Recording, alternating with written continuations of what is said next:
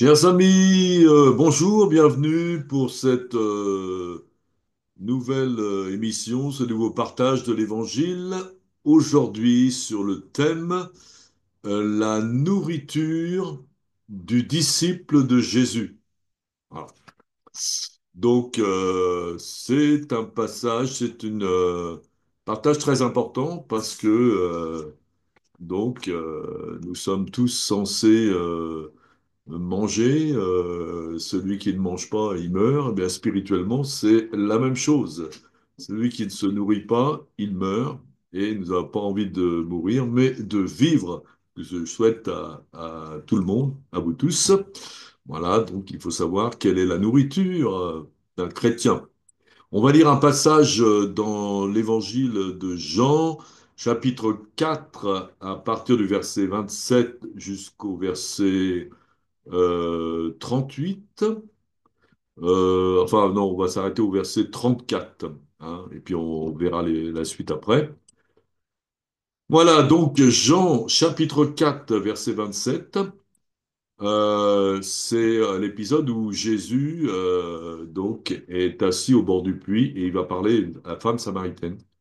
Voilà, et les disciples étaient partis en attendant chercher la nourriture dans la ville à côté. Et Jésus, il était assis au bord du puits et il avait rencontré cette femme samaritaine à qui il a parlé. Voilà, alors là-dessus arrivèrent ses disciples qui furent étonnés de ce qu'il parlait avec une femme. Toutefois, aucun ne dit, que demandes-tu? Ou de quoi parles-tu avec elle?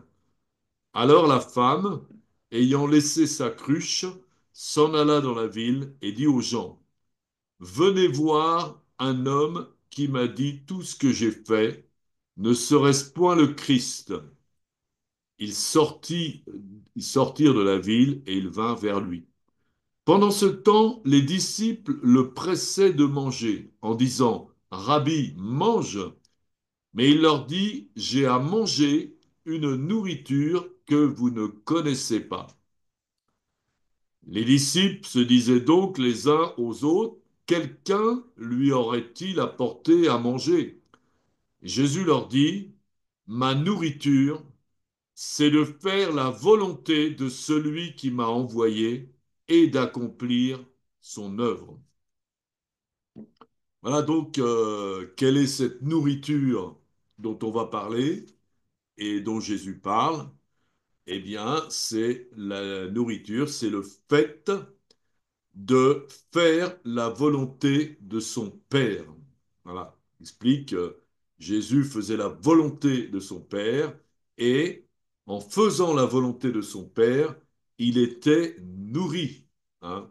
Nourri, c'est une nourriture spirituelle. Il était donc fortifié spirituellement et nous avons tous besoin de nous nourrir spirituellement pour progresser parce que le jour où nous ne nourrissons pas, ou plus, eh bien, nous allons mourir spirituellement aussi. Alors, comment est-ce que Jésus recevait cette nourriture? Eh bien, Jésus recevait cette nourriture en connaissant la volonté de son Père. Et comment il pouvait connaître la volonté de ce Père? Eh bien, en priant. Il passait du temps, on voit donc dans l'Évangile, chaque fois que Jésus devait faire quelque chose ou aller évangéliser par exemple, eh bien il allait vers son Père, il allait dans la prière et il cherchait la volonté de son Père et son Père lui révélait donc cette volonté. Donc cette nourriture, il la recevait dans la communion avec son Père qui lui indiquait les paroles qu'il devait dire et les œuvres qu'il faisait faire dans la journée. Et quand Jésus pouvait dire ces paroles et faire les œuvres que son Père lui avait montrées, il était nourri, il était fortifié. Hein, comme Jésus dit lui-même, ne crois-tu pas que je suis dans le Père et que le Père est en moi? Les paroles que je vous dis, je ne les dis pas de moi-même, et le Père qui demeure en moi, c'est lui qui fait les œuvres. Donc, le Père lui donnait ses paroles et lui faisait les œuvres. Et Jésus était nourri par ces paroles qu'il recevait de son Père et en même temps il nourrissait les autres. Il apportait une nourriture spirituelle à ceux à qui il parlait et en faisant les œuvres, c'était la même chose. Donc, il nourrissait les gens de façon spirituelle. Donc, les paroles qu'il recevait de son Père et les œuvres qu'il faisait étaient sa nourriture. Jésus l'a dit d'ailleurs à ses disciples, peu avant, il est écrit, l'homme ne vivra pas de pain seulement, mais de toute parole qui sort de la bouche de Dieu. On trouve ça dans l'évangile de Matthieu, chapitre 4, verset 4. Donc c'est une nourriture spirituelle. Hein. C'est pas la parole forcément de la Bible. Hein. Vous pouvez lire toute la Bible et n'être pas nourri du tout, mais c'était la parole qui sort de la bouche de Dieu. Donc c'est la parole, une parole que vous avez entendue directement de Dieu, qui va vous nourrir et qui va permettre aussi de nourrir les autres. Hein. Comme Jésus l'a dit, c'est l'esprit qui vivifie, la chair ne sert de rien. Les paroles que je vous ai dites sont esprit et vie. Donc ces paroles, eh bien, dans ces paroles, en entendant les paroles de son Père, Jésus recevait l'esprit et recevait la vie, et en les transmettant aux autres, Jésus aussi transmettait l'esprit et la vie. Voilà, donc encore une fois, c'était pas une question de lettres, hein, de lire. Vous pouvez lire toute la Bible et être pas du tout édifié. Hein, vous avez des tas de connaissances sur Dieu. Mais quand vous recevez cette parole de Dieu, vous recevez directement, vous recevez Dieu, en fin de compte. Vous recevez la vie et vous recevez cette vie éternelle. Hein.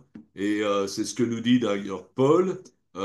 Il nous a rendus capables, le Seigneur, d'être ministres d'une nouvelle alliance, non de la lettre, pas la lettre qui compte, mais de l'esprit, car la lettre tue et l'esprit vivifie. Hein. On peut se servir de la Bible, de la parole de Dieu, et ça ne peut faire aucun bien à personne. Si c'est uniquement la lettre, eh bien au contraire, ça va tuer, ça va culpabiliser les gens, ça n'apporte rien. Mais quand c'est la parole reçue de Dieu par l'esprit, alors là, eh bien, vous pouvez édifier les gens et les gens peuvent être bénis, peuvent être guéris, peuvent être libérés. Voilà, c'est ça que Dieu nous demande, de nous nourrir de cette parole qui sort de la bouche de Dieu, qui nous exprime la volonté de Dieu, et à ce moment-là, on le fait. Et donc, c'est une nourriture qui fait extrêmement du bien, comme il est écrit dans le psaume 16, 11, tu me feras connaître le sentier de la vie. Donc, c'est le Seigneur qui nous montre le chemin. Il y a d'abondantes joies devant ta face et des délices éternelles à ta droite. Voilà, la droite de Dieu, c'est là où se trouve Jésus. Donc c'est une nourriture qui nous édifie, qui nous fortifie, qui nous fait grandir spirituellement, qui nous remplit de joie. Elle est délicieuse, elle nous apporte la vie éternelle, et nous pouvons la transmettre aux autres. Non seulement nous sommes nourris, mais nous pouvons nourrir les autres. Hein. Donc Jésus reçoit de son Père les paroles, et comme il le dit lui-même à la femme samaritaine, si tu connaissais le don de Dieu, et qui est celui qui te dit donne-moi à boire, tu lui aurais demandé toi-même à boire, il t'aurait donné de l'eau vive. Hein. Mais Jésus, donc, apporte à cette femme samaritaine, qui était une femme très simple et qui ne comprenait pas d'ailleurs le langage spirituel. Donc Jésus lui dit, donne-moi à boire. Cette femme lui dit, mais comment ça se fait que tu me demandes à boire? Toi, tu es juif et moi une samaritaine. Bon, donc les juifs n'avaient pas de relation avec les samaritains. Voilà. Et donc Jésus dit, tu lui aurais donné, toi-même demandé à boire, il t'aurait donné l'eau vive. Et la femme, elle comprend pas. Elle dit, tu n'as même pas de seau et que comment tu veux attraper de l'eau pour me donner à boire? Et après, Jésus lui dit que cette eau-là te donnera la vie éternelle et que tu n'auras plus jamais besoin, cette eau va te rassasier complètement. Et à cette femme qui ne comprend pas, il lui dit, bah, donne-moi toujours de cette eau, donne-moi cette eau, comme ça j'aurai plus besoin de revenir au puits pour aller chercher de l'eau. Donc elle ne comprenait pas, elle comprenait tout ce qui était naturel, hein, au niveau de l'eau, mais ce qui était spirituel, évidemment, ça passait pas. Hein. Et, mais pourtant, Jésus lui parle dans un langage spirituel. C'est-à-dire que il s'adresse non pas à son intelligence, non pas à son cerveau, mais il s'adresse à son cœur. Hein. L'esprit est dans le cœur. Il s'adresse à ce cœur pour que cette parole puisse venir dans le cœur. Hein. Et c'est ça qui peut transformer sa vie. Et voilà, donc des fois, on a l'impression que Jésus, comme un dialogue de sourds avec cette femme samaritaine. Il lui parle un langage spirituel, elle n'est pas spirituelle, elle comprend les choses sur le plan naturel, donc ça passe pas. Mais en réalité, donc, comme je viens de le dire, Dieu parle à son esprit et il y a quelque chose qui se passe. Et donc à un moment donné, d'ailleurs, on va voir que cette Jésus lui dit une parole qui va ouvrir son esprit. Lui dit, va chercher ton mari. Cette femme lui dit, j'ai pas de mari. Jésus dit, tu as eu raison de dire que tu n'as pas de mari parce que tu as eu 5 maris et l'homme avec lequel tu vis maintenant n'est pas ton mari. Et à ce moment-là, donc la femme, elle est surprise, elle dit, comment tu connais ma vie? Tu es prophète et tout. Et à ce moment-là, elle se met à poser les bonnes questions. Hein. Elle lui dit, bon, ben, vous les Juifs, vous allez adorer à Jérusalem. Nous, on adore, on monte sur la montagne et puis on prie, je sais pas, des statues, des choses comme ça. Quelle est la bonne façon d'adorer? Où faut-il adorer? Et Jésus lui dit, ben, l'heure vient, et elle est déjà venue, où le Père recherche les adorateurs en esprit, en vérité. Donc, c'est pas une question de lieu. Hein. C'est une question de recevoir dans l'esprit et de connaître Dieu à l'intérieur de son esprit, de recevoir vraiment cette nourriture spirituelle dans l'esprit. Et à ce moment-là, elle commence à recevoir, et c'est là qu'elle va, donc elle va croire finalement, elle va voir que Jésus est le Fils de Dieu, et elle va aller dans sa ville, et elle va ramener tous les habitants de cette ville à Jésus, qui vont eux aussi se convertir et qui vont écouter Jésus et qui vont croire. Voilà, donc nous avons, à travers les paroles que Dieu nous donne, eh bien, nous pouvons apporter la vie. Hein, moi, je me souviens d'un jour, je faisais de la radio, donc j'étais directeur d'une radio chrétienne. Et puis, à un moment donné, il y a un ami qui vient me voir et qui me dit, voilà, il y a une personne que je connais depuis 2 ans, donc j'essaye de lui apporter l'évangile. Bon, elle a du mal à comprendre tout ça. Est-ce que je peux envoyer cette personne vers toi? Est-ce que tu pourrais lui parler? Alors, bon, bah, je lui dis oui, il n'y a pas de problème. Quand j'aurai un peu de temps libre, eh ben, cette personne peut venir et puis, bon, posera ses questions. Et effectivement, la personne est venue, donc elle m'a posé plusieurs questions, comme ça, sur la foi, etc. Et je lui répondais. Je lui répondais par des paroles que je recevais. Je recevais à l'intérieur des paroles de Dieu, paroles qui étaient dans l'Évangile, tout ça, et je lui donnais ces paroles. Et quelque part, on avait l'impression d'un dialogue de sourds. Et lui posait des questions un peu naturelles, et je lui répondais de façon, on va dire, surnaturelle ou spirituelle. Et bon, ça paraissait complètement décalé comme langage, hein. On aurait dit un dialogue de sourds. Et j'ai parlé comme ça pendant une demi-heure avec lui. Et puis après, bon, il est reparti, il m'a dit, ben, merci, tout ça. Et puis, son ami est venu me voir par la suite. Il m'a dit, tu sais, la personne que je t'ai amenée là, qui t'a posé les questions, à qui tu as répondu, eh bien, elle m'a dit, en une demi-heure, j'ai compris ce que j'avais essayé de comprendre pendant 2 ans. Voilà. Et en fin de compte, pourquoi les paroles ont été directement dans son cœur. Et ces paroles qui viennent de Dieu, qui viennent de l'Esprit, donc apportent une puissance, apportent une nourriture, sont capables d'édifier les gens et sont capables d'agir dans le cœur des gens. Et c'est ce qu'on voit. Voilà. Donc moi, je m'aperçois que plus on fait de l'évangélisation, plus on est percutant dans notre évangélisation, plus on a l'habitude justement de suivre. On voit que Jésus, donc, il évangélisait la Samaritaine et il disait pas, il pensait, donc il discutait pas avec elle, mais il donnait à cette femme les paroles qu'il recevait. Et quand on évangélise, c'est la même chose. Eh bien, on est rempli de l'esprit, hein. Jésus préparait tout ce qu'il allait faire dans la présence de Dieu, en cherchant, en priant maintenant avec son Père, passer du temps à prier avant d'aller sur le terrain, comme moi je le fais aussi. Et à ce moment-là, donc, Dieu nous donne des paroles, nous sommes nourris et nous pourrons nourrir les autres. Hein.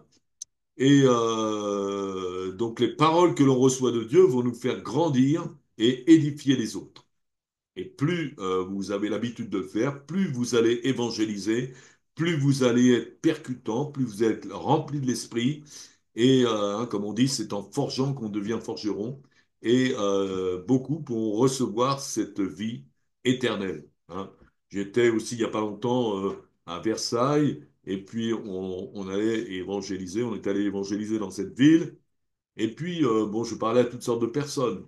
Et à un moment donné, j'ai été frappé aussi parce que je parlais à un couple, c'était un jeune couple, ils n'avaient pas 20 ans, et ils étaient totalement non-croyants, totalement athées et tout. Et en fin de compte, j'ai parlé à cet homme et à cette femme pendant une demi-heure. Ils n'ont pas posé de questions, mais ils m'ont écouté parler pendant une demi-heure. Et je leur disais des choses que, bon, normalement, on ne dit pas à des gens qui ne croient pas, parce que c'était extrêmement profond. C'est les paroles qui me venaient. Et je m'apercevais en réalité qu'ils buvaient mes paroles. Il avait beau être aucune connaissance biblique ou religieuse, hein, et athée, mais il y a quelque chose qui passait, il y a quelque chose qui rentrait, et je les voyais boire mes paroles. Hein. Et j'aurais pu parler encore longtemps. Voilà. Et ils ont été vraiment bénis. Je leur ai laissé donc quelque chose pour les conduire aussi sur le chemin du salut. Voilà, donc et ça, à travers, en recevant donc les paroles, en faisant la volonté de Dieu, eh bien nous sommes nourris et nous recevons ces paroles. Voilà, ces deux personnes étaient édifiées, mais moi aussi j'ai été édifié parce que j'avais pas préparé de discours pour leur parler. C'est quelque chose qui venait instantanément parce que l'Esprit de Dieu me communiquait au cœur et après je les disais avec ma bouche et ils recevaient donc cette nourriture. Donc la parole de Dieu, reçue de la bouche de Dieu, est véritablement une nourriture et nous sommes nourris quand nous sommes en train de faire la volonté de Dieu. Voilà. Et on va voir que cette femme samaritaine, dans cette histoire, va recevoir des choses incroyables, hein, où Jésus va leur dire que les adorateurs adoreront le Père en esprit et en vérité. C'est des paroles très profondes, des vérités très profondes que Dieu donne à une femme que les gens méprisent. Aucun homme religieux n'aurait été parlé à cette femme samaritaine qui avait eu 5 maris, qui était une traînée, comme on dit, et qui euh, personne n'aurait pris le temps de se parler, de lui parler. Mais là, Jésus va s'arrêter exprès pour elle sur un puits, va l'attendre et va lui parler et va lui révéler ces vérités incroyables qui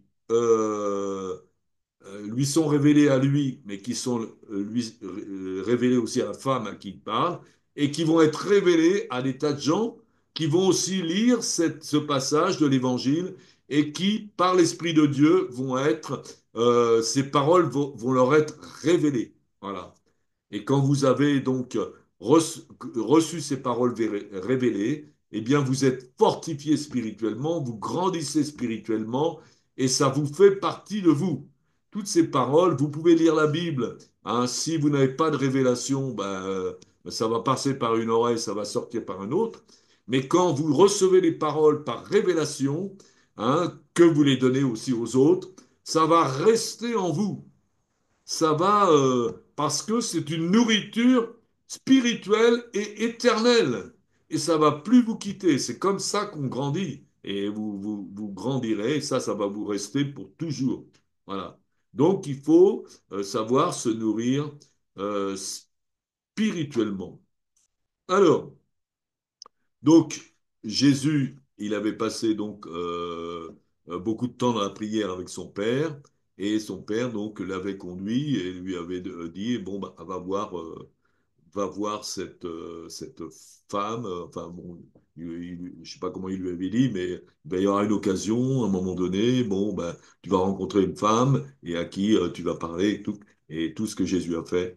Et finalement, ça a été largement béni, puisque ensuite, c'est pas seulement cette femme qui a cru, mais tous les gens de la ville dont elle faisait partie, qu'elle a été trouvée et qui sont venus vers Jésus. Voilà. Donc Jésus ne perdait pas son temps, comme beaucoup de gens pourraient croire, mais au contraire, en faisant la volonté de Dieu, hein, qui connaît, c'est Dieu qui connaît sa volonté. Jésus cherchait toujours à faire la volonté de Dieu. Il cherchait pas à faire sa volonté. Il nous a donné l'exemple. Il est l'exemple pour nous que nous devons suivre.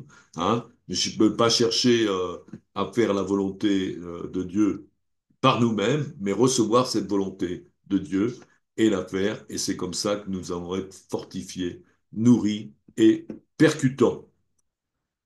Voilà. Alors, à un moment donné, Jésus leur dit, comme on l'a lu tout à l'heure, j'ai à manger une nourriture que vous ne connaissez pas. Alors, pourquoi est-ce que Jésus dit à ses disciples qu'ils ne connaissent pas sa nourriture? Hein. Et en fin de compte, cette nourriture, comme je l'ai dit, comment on la trouve? On la trouve dans la communion avec Dieu, en cherchant la communion avec Dieu, en priant, en restant du temps. Et les disciples n'avaient pas l'habitude de faire ça. Hein. Les disciples, ils étaient là, ils écoutaient Jésus, quelquefois ils faisaient ce qu'il disait, tout ça. Ça s'arrêtait là. Mais ils ne cherchaient pas personnellement la volonté de Dieu. Nous devons chercher personnellement la volonté de Dieu. Et c'est pas quelqu'un qui va nous dire ce qu'il faut faire, mais c'est directement Dieu. Et nous devons recevoir de Dieu. Le seul fait de recevoir une parole de Dieu, ça nous fait énormément de bien. Ça nous nourrit déjà. Hein. Nous recevons un bonheur, une joie extraordinaire, parce que la parole de Dieu, c'est ça. Hein.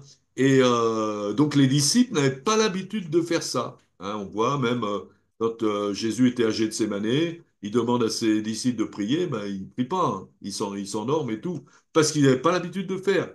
Donc, si vous êtes chrétien, ben, il faut prendre l'habitude de passer du temps avec Dieu et de chercher sa volonté et de recevoir des paroles qu'il va vous donner. Et vous allez voir, vous allez être rempli vous-même et vous allez pouvoir remplir les autres. C'est ça, c'est à ça que... Et vous allez pouvoir grandir spirituellement. Hein. Et tant que ça, c'est très important.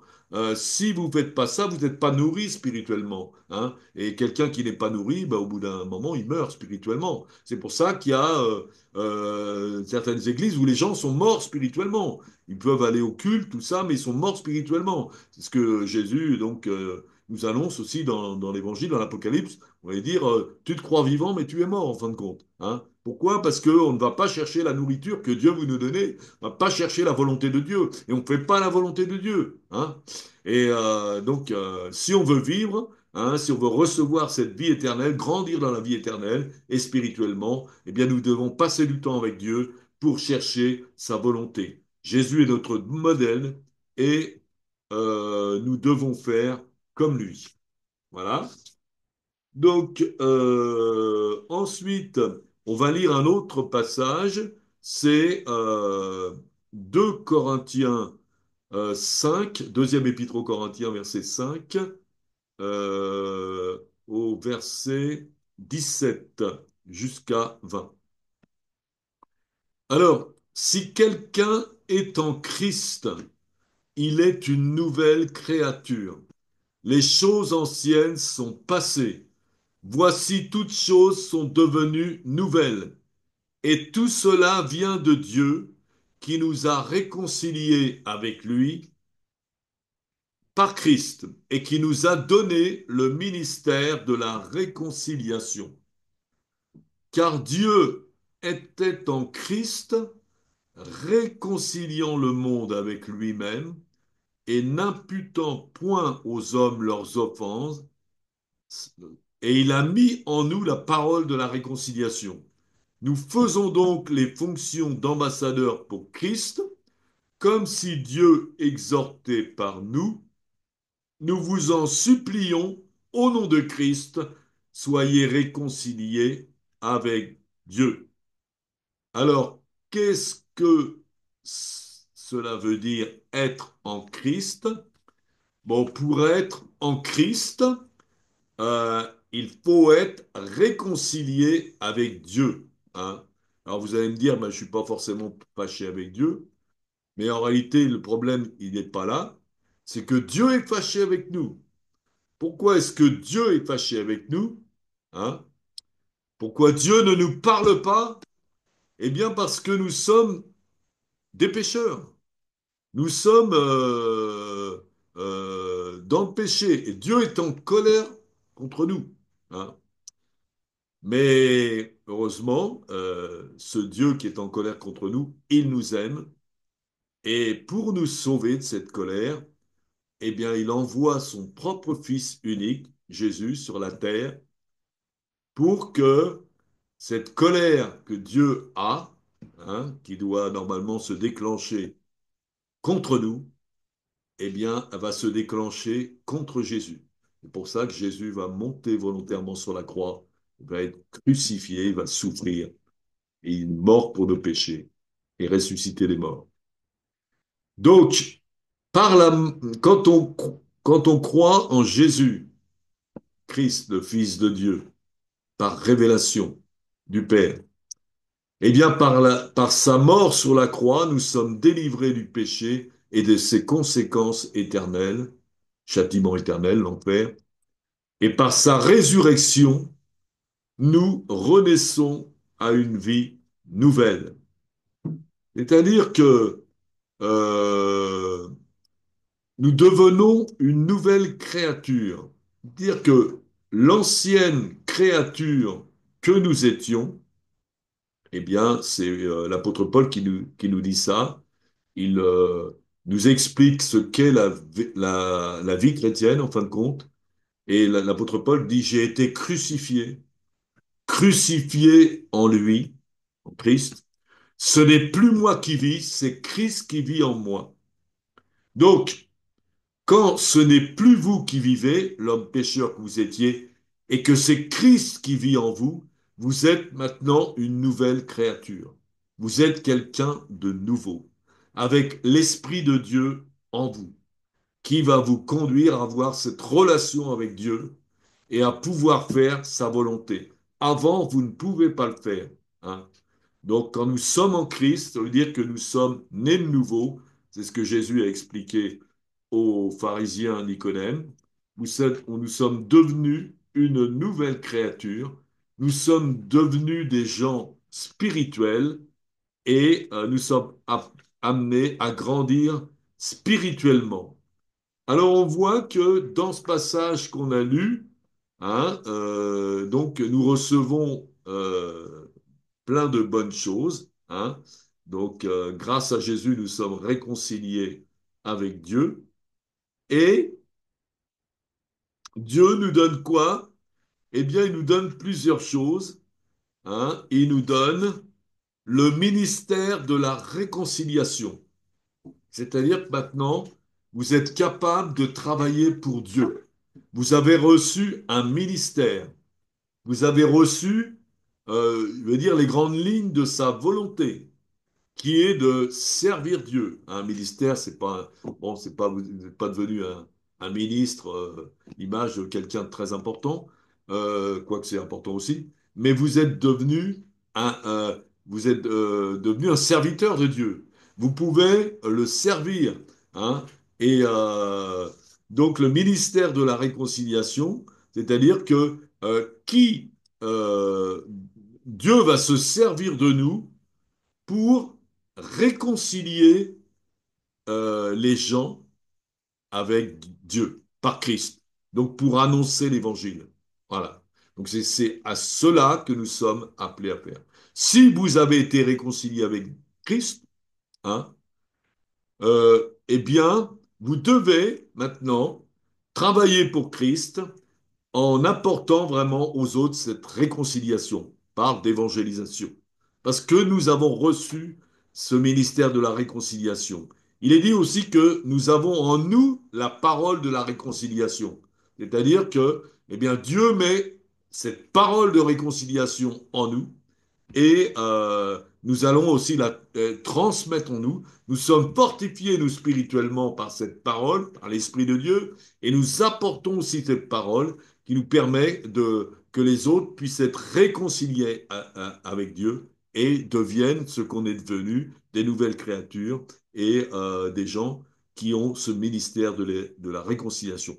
Nous sommes devenus, la parole nous dit, ambassadeurs pour Christ, hein. Donc un ambassadeur, voilà, il va dans un royaume pour représenter le royaume dont il fait partie. Eh bien, nous sommes, en étant devenus de nouvelles créatures, nous sommes rentrés dans le royaume de Dieu par par le baptême d'eau, le baptême du Saint-Esprit, la révélation de Christ. Nous rentrons dans le royaume de Dieu. Donc nous sommes dans le monde, dans ce monde, dans le royaume de ce monde, dans les royaumes de ce monde, ambassadeurs pour Christ, c'est-à-dire nous sommes des ambassadeurs du royaume de Dieu et nous sommes là pour justement que le maximum de personnes puissent entrer aussi dans le royaume de Dieu, hein. Donc, et nous allons même, donc c'est quelque chose d'extrêmement important, puisque nous supplions les gens de se réconcilier avec Dieu, hein. En dernière place, il faut vraiment insister, parce que euh, les gens sont dans le royaume du monde, ils sont prisonniers du royaume du monde, et le prince de ce monde, c'est le diable, donc ils sont prisonniers du diable, et donc nous devons les libérer de la puissance du diable, hein. Pour ça que voilà, il faut insister, hein, supplier les gens de se réconcilier avec Dieu, hein. Il y a pas longtemps, j'étais à Vichy pour faire l'évangélisation, et puis je vois un monsieur d'un certain âge, il était assis sur un banc dans un parc à Vichy. Et puis, je vais vers lui, donc je commence à lui parler, tout ça. Il me dit, ouais, non, foutez-moi la paix avec ces trucs-là. Moi, j'y crois pas du tout, j'y ai jamais cru. C'est pas maintenant que je vais m'y mettre, c'est pas vous qui allez me convertir. Ah non, non, tout ça, c'est des bêtises, tout ça. Et puis, vous voyez, cet homme, quelque part, il me faisait un peu... bon, j'avais de la compassion pour cet homme-là. Et donc, je me suis assis à côté de lui. Puis j'ai continué à parler un petit peu avec lui. Et puis, à un moment donné, je lui ai mis la main sur l'épaule et je l'ai regardé. J'ai commencé à prier pour lui. Je commence à faire de prière. J'ai dit, Père éternel, je t'apporte maintenant cet homme. Je t'en supplie, ma Père. Aie pitié de cet homme. Ta grâce se manifeste. Ne regarde pas ses péchés. Mais Seigneur, vois le sang de ton fils qui a coulé. Je te réclame maintenant le salut de cet homme. Que ta grâce et ton esprit viennent maintenant dans le cœur de cet homme. Et au fur et à mesure de la prière, son visage a complètement changé. Visage qui était en colère, qui était révolté et tout. Et il s'est mis à s'adoucir et il s'est mis à sourire et il est devenu éclairé. Son visage il était tout souriant, complètement changé. Et il a accepté tout ce que je lui ai donné, donc pour qu'il puisse aussi, lui, entrer dans ce royaume de Dieu et cheminer aussi avec Jésus. Voilà. Donc, nous devons, ces talents, Dieu nous a donné des talents, hein, et comme la parabole des talents, hein, et nous avait, et à tous ceux qui ont été réconciliés par Christ, tous ceux qui ont cru en Christ, ont reçu les mêmes talents, hein, le ministère de la réconciliation, hein. Bon, nous sommes maintenant les serviteurs de Dieu qui apportons la réconciliation aux hommes, hein. Un ministre qui travaille pas, on le garde pas, hein. Donc, en tant que ministre de la Réconciliation, eh bien, travaillons pour la réconciliation. Allons évangéliser nos semblables, tous ceux qui sont encore dans le monde, qui n'ont pas cru encore en Jésus, et il y en a beaucoup, hein. Donc nous devons le faire, hein. Si nous le font pas, ben, c'est comme un gouvernement, un ministre qui travaille pas, il va le renvoyer, hein. Et Jésus, c'est pareil, hein. Et, quelqu'un qui ne travaille pas, ben, Dieu va pas s'en servir et Dieu ne va pas l'utiliser. Et donc il sera pas nourri et il mourra et il sera comme celui qui avait reçu qu'un seul talent. Vous connaissez la parole, la parabole des talents, peut-être qu'on peut lire. Voilà, il y en a un qui avait reçu 10 talents et puis il s'en est bien servi. Avec ses 10 talents, il a bien travaillé et il en a gagné 10 autres, hein. Et il y en avait un qui avait reçu 5 talents, et bien, il a bien travaillé avec ça et il en a reçu 5 autres. Et il y en avait un qui en avait reçu qu'un. Il a dit, moi, c'est pas beaucoup, tout ça. Puis moi, je sais pas, ben, un jour, Dieu va me demander des comptes. Bon, ben, pour pas le perdre, je vais le cacher quelque part, puis je vais pas m'en servir. Il s'en est pas servi, hein. Et puis finalement, qu'est-ce que lui a dit le Seigneur? Il lui dit, serviteur méchant et paresseux, hein. Tu savais que je moissonne ou que je n'ai pas semé, et que j'amasse ou je n'ai pas vanné, hein. Il te fallait donc remettre mon argent au banquier à mon retour. J'aurais retiré ce qui est à moi avec un intérêt. Donc il dit, ôtez-lui maintenant le talent et donnez-le à celui qui a les 10 talents, car on donnera à celui qui a, et il sera dans l'abondance, mais à celui qui n'a pas, on l'ôtera même ce qu'il a. Et le serviteur inutile, jetez-le dans les ténèbres du dehors, où il y aura des pleurs et des grincements de dents. Voilà. Donc si nous sommes réconciliés avec Dieu en ayant reçu tous ces talents, et si nous ne faisons pas la volonté de Dieu, si nous n'exerçons pas ce ministère de la réconciliation, si nous n'allons pas vers les autres pour leur parler de Jésus et les amener au salut, eh bien, un jour ou l'autre, eh bien, nous n'hériterons pas la vie éternelle, mais nous serons jetés dans les ténèbres de dehors, où il y aura des pleurs et des grincements de dents, hein. Donc, c'est l'apôtre Paul qui disait euh, dans 1 Corinthiens 9,16, si j'annonce l'évangile, ce n'est pas pour moi un sujet de gloire, car les nécessités m'en est imposées, et malheur à moi si je n'annonce pas l'évangile. Donc, nous n'avons pas le choix, hein. De la même façon que les païens n'ont pas le choix euh, que de croire en Jésus pour être sauvé, eh bien, le chrétien n'a pas d'autre choix que de faire la volonté de Dieu s'il veut lui aussi être sauvé et obtenir justement cette vie éternelle. Donc, nous devons travailler. C'est pour ça que l'apôtre Paul dit, malheur à moi si je n'annonce pas l'évangile, hein. Tout le monde connaît le peintre Van Gogh, hein, donc un peintre hollandais qui a fait des tableaux magnifiques et qui valent maintenant des millions d'euros. Et donc, vous savez que cet homme-là n'a vendu de son vivant aucun tableau. Il a vécu dans la misère et il a une vie terrible et il est mort tragiquement, hein. Et cet homme, Van Gogh, eh bien, il n'a pas toujours été peintre. Et dans sa jeunesse, qu'est-ce qu'il était? Eh bien, il était un prédicateur de l'Évangile. Il annonçait l'Évangile dans les bas quartiers de Rotterdam, tout ça. Et un jour, il a eu un problème, certainement avec l'Église, et il a tout abandonné, il a tout envoyé balader. Et sa vie est devenue un tissu de malheur. Voilà. Donc nous n'avons pas le choix, hein. Pas le choix Mais si nous obéissons à Dieu et nous faisons le travail qu'il nous demande, eh bien, nous ne serons pas malheureux. Au contraire, nous serons très heureux. Nous serons remplis de joie. Nous sommes nourris spirituellement et fortifiés, hein. C'est Paul qui nous le dit. Si j'annonce l'évangile de bon cœur, j'en ai la récompense, hein. Quand on travaille pour Dieu de bon cœur, eh bien, on est récompensé. Si je le fais même, bon, un peu de contraint et forcé, bon, c'est pas, eh ben, on a beaucoup moins de récompenses, hein. Parce que Dieu aime qu'on le serve avec joie. Voilà. Et c'est une joie de le servir parce qu'on reçoit beaucoup plus de joie. Et on grandit spirituellement. Et Dieu nous donne toujours des œuvres encore plus grandes à faire, hein, et c'est formidable. Voilà.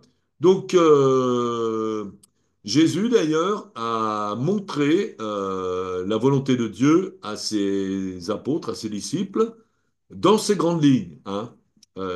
Il a... Et qu'est-ce que Jésus a demandé de faire à ses disciples juste avant de monter au ciel? Bah, c'est pas compliqué. Hein. Vous lisez l'évangile de Marc, chapitre 16, verset 15. Puis il leur dit, Jésus, allez par tout le monde et prêchez la bonne nouvelle. Hein? Vous n'avez pas quoi faire si vous voulez servir Dieu, ben c'est ça qu'il faut faire. Prêcher la bonne nouvelle à toute la création. Celui qui croira et sera baptisé sera sauvé, mais celui qui ne croira pas sera condamné. Voici les miracles qui accompagneront ceux qui auront cru en mon nom. Ils chasseront les démons, ils parleront de nouvelles langues, ils saisiront des serpents, s'ils boivent quelque breuvage mortel, il ne leur fera point de mal, ils imposeront les mains aux malades et les malades seront guéris. Ah, pas compliqué la volonté de Dieu. Hein. Vous allez faire ça. Et vous aussi, vous imposez les mains aux malades. Vous n'apportez que des bénédictions. Voilà. Bon. Donc, mais toujours pareil, avant de le faire, vous recherchez vraiment la communion avec Dieu. Cherchez vraiment à être rempli de l'esprit. Préparez maintenant votre évangélisation. Vous n'avez pas les mains dans le pot. Vous consacrez à ça. Et voilà, donc Jésus priait toujours avant d'aller évangéliser. Eh bien, la même chose pour les apôtres. Et il est aussi écrit dans Matthieu 28, 18, tout pouvoir m'a été donné dans le ciel et sur la terre. Allez, faites de toutes les nations des disciples, les baptisant au nom du Père, du Fils et du Saint-Esprit et enseignez-leur à observer tout ce que je vous ai prescrit. Et voici, je suis avec vous tous les jours jusqu'à la fin du monde. Donc les grandes lignes de la volonté de Dieu, pour nous, chrétiens, c'est de prêcher la bonne nouvelle. Hein, première chose. Guérir les malades, hein, même si on n'est pas de médecin, ben, il nous a donné le moyen, vous imposez les mains. Point final. Hein, avec la foi, évidemment. Parlez en langue. Hein. Si vous ne parlez pas en langue, parce que c'est un don de l'esprit, eh bien, demandez au Seigneur de vous donner ce don de l'esprit, de recevoir l'esprit et de parler en langue. Ça va vous amener beaucoup. Ça va vous fortifier beaucoup. Ça va vous permettre de recevoir beaucoup. Et ça va vous permettre de servir le Seigneur beaucoup. Hein. C'est l'apôtre Paul qui disait, je parle en langue plus que vous. Hein, et c'était certainement une des clés de son ministère. Et aussi de faire des disciples. Voilà. Alors, bon, dernière remarque, c'est Jésus ne nous a pas demandé de remplir les gens de connaissances bibliques. Ça sert à rien, ils peuvent le faire tout seuls. Hein? Ils peuvent lire la Bible, tout le monde peut avoir la Bible. Mais de leur enseigner à observer ce qu'il nous a prescrit. C'est-à-dire que on doit être des exemples. Jésus ne s'est pas contenté de dire aux apôtres ce qu'il fallait faire, mais il a donné de la théorie, mais aussi de la pratique. Il les a emmenés avec lui et a montré comment on pouvait faire. Hein. Et donc nous aussi, en tant que chrétiens, si nous avons reçu ce ministère, eh bien nous aidons les autres à mettre en pratique tout ce qu'il nous prescrit et de leur montrer comment mettre en pratique ces choses. Je me souviens d'une personne qu'on avait baptisée, et puis à un moment donné, il parlait d'évangéliser. Il me dit, ça veut dire quoi évangéliser? Ah ben je lui dis, évangéliser, c'est que tu apportes l'évangile aux gens pour qu'eux aussi ils se convertissent. Bah, si tu veux, je peux t'emmener avec moi. On va aller quelque part. On a été dans la ville du Puy et on va évangéliser. Je vais te montrer comment on fait. Et donc, je l'ai emmené. On a abordé pas mal de gens, on parlait avec des gens, on a pu prier avec des gens, tout ça. Et lui, à un moment donné, il pouvait aussi parler, dire, comme il avait fait une expérience avec Jésus, ben, il donnait son expérience avec Jésus. Et pendant toute la matinée, il était avec moi. Et en fin de compte, il était complètement libéré parce que donc il était fortifié. Il recevait vraiment l'Esprit de Dieu, il recevait la joie, la paix, hein, parce que c'est ça, l'évangélisation, quand vous la faites avec Dieu, conduit par Dieu, mais vous êtes rempli de joie. Hein, et tel point que à la fin de la matinée, on était là, on chantait dans les rues à tue-tête, tellement la joie elle était grande, et on apportait des fois le message aux gens avec un grand sourire en leur chantant des paroles, et les gens étaient très contents et ils prenaient les tracts tout de suite parce que Il dit, tiens, je sais pas ce qu'il a, celui-là, mais de ce qu'il a, on en veut. Et puis il le prenait. Et puis voilà. Et donc, il faut pas